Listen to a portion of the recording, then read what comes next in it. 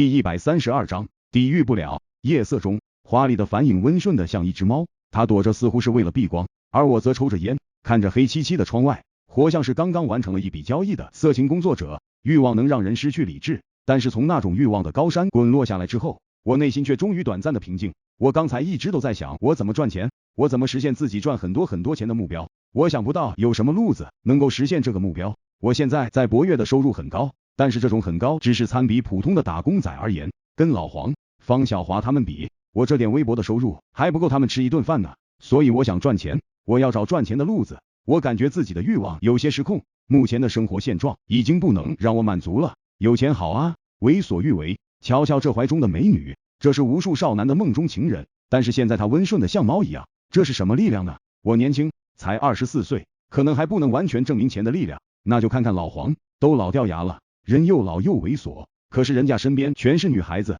这么多女孩子都围着他转呢。你抽烟吗？我问。樊颖不说话，只是摇头。我给自己又点了一支烟。我之前一直想一个问题，那就是我该怎么定位和老黄之间的关系。现在我明白了，我和老黄之间的关系根本就定位不了。我想和老黄平等交往，那可能吗？我所谓的平等，只是我心理上的平等，现实中根本就不可能。就像这一次出海玩，一次出海一个人消费可能都要数万甚至10万为单位，这都是老黄买单的。如果让我自己来玩，我拿什么跟他玩呢？我玩不了，却又没有躲掉，我得到了什么呢？我觉得自己得到的可能就是野心还有迷茫。我有了很大的野心，却没有实现野心的门路和实力，从而导致很迷茫。第二天，我起的也有点晚，起来的时候老黄已经在餐厅过早了，他笑眯眯的冲我招手，我和他相对而坐。昨天晚上玩的还好？老黄咧着嘴，笑容还是那么猥琐。我说还好，船很大，好像一点也不会晃，哈哈。老黄哈哈大笑，年轻人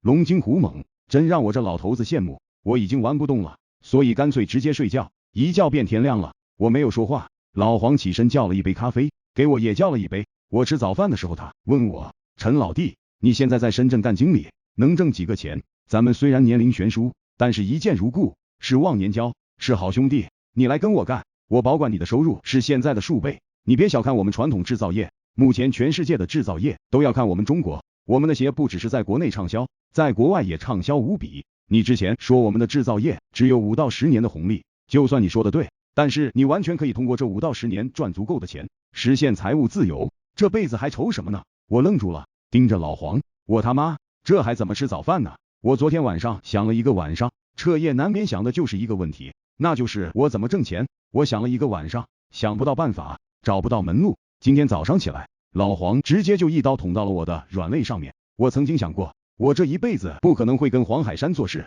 因为黄海山这个人从来就没有尊重过自己以外的人，养女人如养猪，养手下如养狗。我觉得自己永远不会选择去做一条狗，我要和黄海山平起平坐，我只可能和他交朋友。但是现在，今天，我好像实现了和老黄交朋友的愿望了。老黄把我当真朋友，在外面挤足我的面子，用各种办法捧我，尤其是在方小华的面前，把我捧得很高很高，让方小华都出现了错觉，以为我大有来历，非同凡响。还有范冰冰也一直都觉得她能够成为 XX 青春的女1号是因为我的原因。昨天晚上还有樊颖，这个女孩甚至都给我跪下了。由此可见老黄把我捧得有多高。但是这是空中楼阁，是假的，是虚幻的，于我来说没有任何实质性的好处。我还是穷屌丝一个，我在这个过程中没有任何的满足感，我甚至觉得很痛苦，很恶心。我想，难道这就是我想的和老黄平起平坐？这尼玛虚幻得让我内心无比迷茫，刺激的我失去了之前的平常心，让我心态彻底失衡了。在这个时候，黄海山再给我邀约，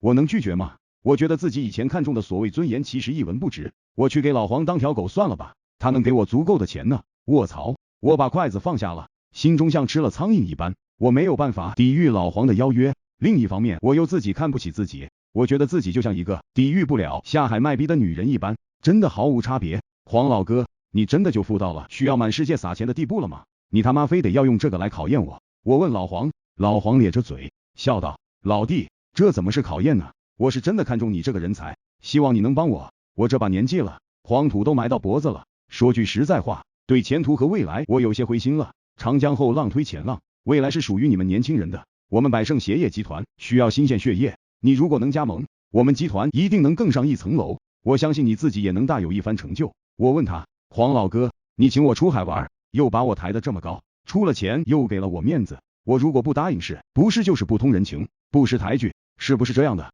黄海山道，没有，陈老弟，你想到哪里去了？我们是兄弟，是朋友，你答应与否不影响我们兄弟感情。我看着眼前的老黄，真的我都差点信这话了。我说，黄哥，行，您这么看得起我，我跟您干，我一定不辜负您对我的期望。我答应了黄海山，如果有个绝色的美女撩我，真的，我可以抵御。我以前觉得那是不可能的，但是现在我觉得自己可以抵御。但是对金钱给我的巨大诱惑，我抵御不了。我以前觉得马从敬是个魔鬼，现在我才知道黄海山比马从敬更厉害，他是魔鬼中的魔鬼。